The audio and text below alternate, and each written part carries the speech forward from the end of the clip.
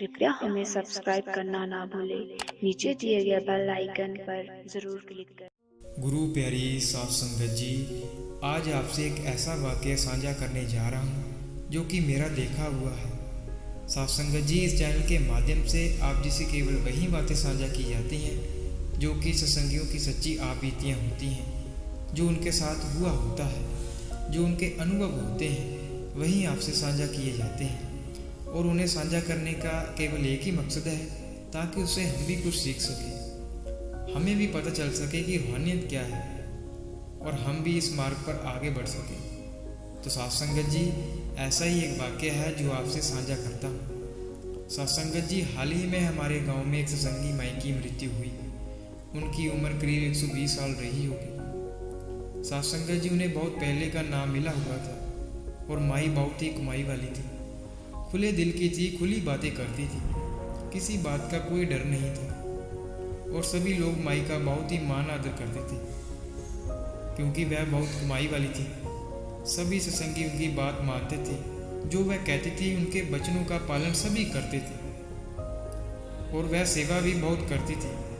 सेवा में माई को जथेदार बनाया जाता था। साथ संगत जी, उनकी सेवा के प्रति इतनी लगन थी कि वह अपने घर से गुरु घर पैदल ही चली जाती थी। वह अपने घर से पैदल ही चली जाती थी, इतनी उनकी सेवा के प्रति लगन थी और सभी उनकी बात माना करते थे। कोई भी उनके हुक्म की उल्लंघना नहीं करता था क्योंकि सबको पता था कि माई बहुत कमाई वाली है। और उनके 2 बेटे थे और माई के दोनों बेटों की अपनी अपनी दुकानें हैं। माई अपने बच्चों को भी कहा करती थी कि नाम ले लो, लेकिन उनका रुझान दुनिया की तरफ था, अपने बिजनेस की तरफ था, दुकानों की तरफ था, इसलिए वह इन बातों पर गौर नहीं करते थे।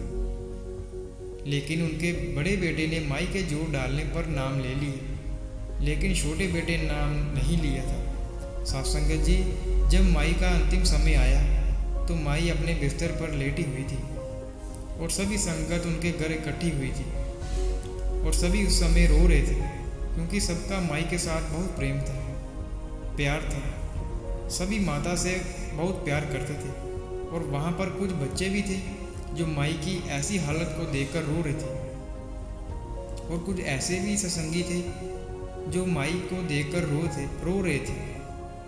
तो माई ने उनको इशारा किया कि रोना नहीं है और माई ने अपने दोनों हाथों को ऐसे ऊपर कर कर कहा कि हंसो, रोना नहीं है। और ऐसा माई ने 2 बार कहा कि हंसो, मुझे कोई रोता हुआ दिखाई ना देना चाहिए। ऐसा उन्होंने इशारों से कहा।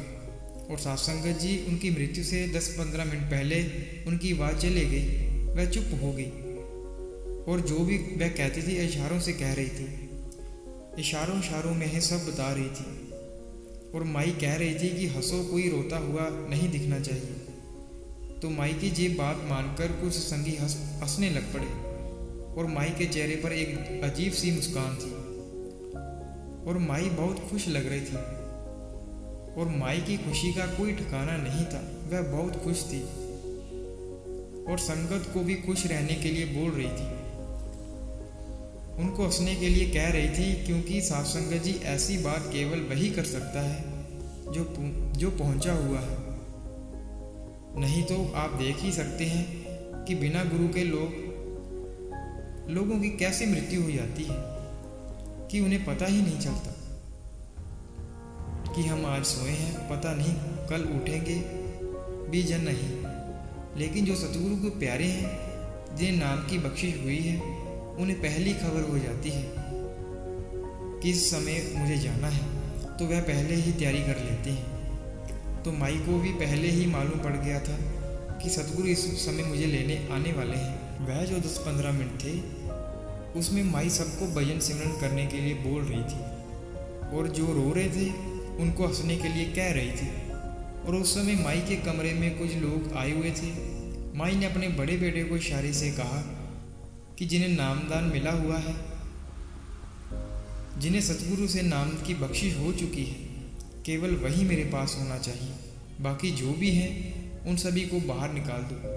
मेरे कमरे में केवल वही रहना चाहिए जिसे नाम की बख्शिश हुई है। बाकी जो कोई भी है, चाहे वह कोई भी हो, उसे बाहर निकाल दो। तो साध संगत जी उन्होंने ऐसा ही किया। जिन्हें नाम की बख्शिश हुई थी केवल वही माई के पास खड़े थे। बाकी जो भी थे जिन्हें नाम की बख्शिश नहीं हुई थी उन सभी को माई के कमरे से बाहर निकाल दिया गया और उसी समय माई का छोटा बेटा भी उनके पास आ गया। माई ने उसे इशारे से कहा कि तुझे नाम मिला है, तो उसने कहा नहीं। तो माई ने इशारा किया कि बाहर चले जाओ। साध संगत जी पहले तो ये बात किसी को समझ में नहीं आई कि माई ऐसा क्यों कह रही है। तो कुछ देर बाद कुछ संगी अभ्यासियों से ये मालूम हुआ कि जब किसी संगी की मृत्यु होने वाली होती है तो उसे सतगुरु लेने आते हैं, और जब एक संगी की मृत्यु होती है तब उसे सब दिखाई देने लग जाता है कि किस किस पर गुरु का हाथ है, क्योंकि उस समय माहौल ऐसा होता है उनके आसपास उन्हें वही अच्छा लगता है जो गुरु से जुड़ा हुआ होता है, जो मालिक से जुड़ा हुआ होता है, जिसे नाम की बख्शिश हुई होती है, उन्हें वही अच्छा लगता है, इसलिए वे ऐसा कहते हैं। तो साध संगत जी जब सभी को माई के कमरे से बाहर निकाल दिया गया जिन्हें नामदान नहीं मिला था, तो अंदर कुछ संगी थे और उस समय माई ने अपने दोनों हाथ ऊपर उठाए, क्योंकि उनके जाने का समय हो गया था। अब 2-3 मिनट ही बचे थे। तो माई ने दोनों हाथ ऊपर उठाए और दोनों हाथ जोड़े और सभी से विदा ली और अपनी आंखें बंद की और प्यार भरी मुस्कान के साथ आप जी ने अपने प्राण त्याग दिए। साध संगत जी ऐसी मृत्यु केवल कमाई वाले सत्संगियों की ही होती है, जिन्हें कमाई की होती है, जिन्होंने कमाई की होती है, जिन्होंने अपने जीवन में मालिक का हुक्म माना होता है, अपने सतगुरु के हुक्म में रहकर भजन बंदगी की होती है, उनकी मृत्यु ऐसी होती है। तो माई की ऐसे मृत्यु देखकर सभी हैरान थे, क्योंकि ऐसा दृश्य उन्होंने पहले कभी नहीं देखा था।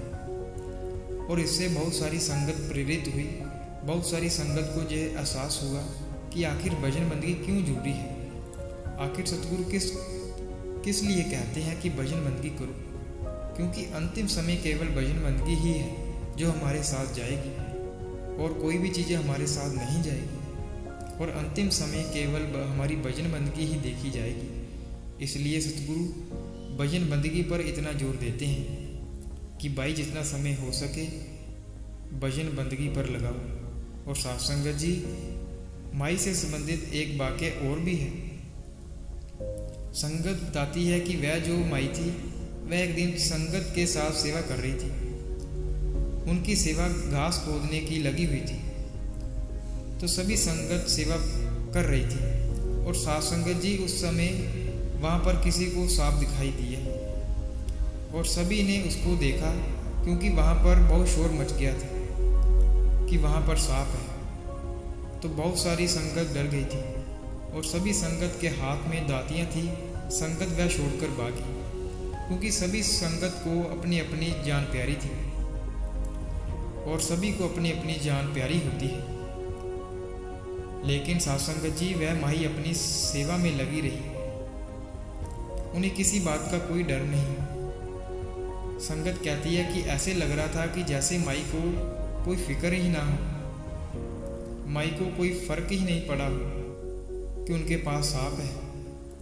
वह अपनी सेवा में मगन थी और सेवा करती रही और उन्हें कोई फर्क नहीं पड़ा। साध संगत जी कुछ देर बाद सभी वापस अपनी जगह पर आए और अपना अपना काम करने लग गए।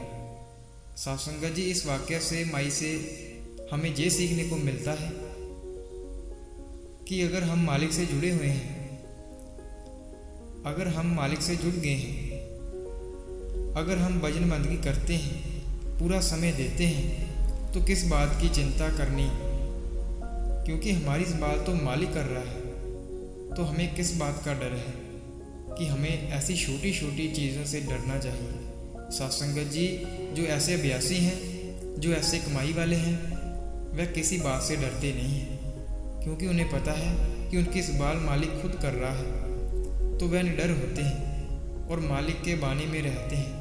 और उनका ऐसा विश्वास देखकर हमें भी ये प्रेरणा लेनी है कि हमें भी उनके जैसा बनना है, हमें भी भजन बंदगी करनी है, नाम की कमाई करनी है, ताकि हमारे अंदर भी वह विश्वास आ सके जो उनके अंदर है। साथ संगत जी, सभी को माई से बहुत कुछ सीखने को मिला है और इसलिए सभी संगत उनसे बहुत प्यार करती थी और आज भी कुछ संगत उनको याद कर रोने लग जाती है।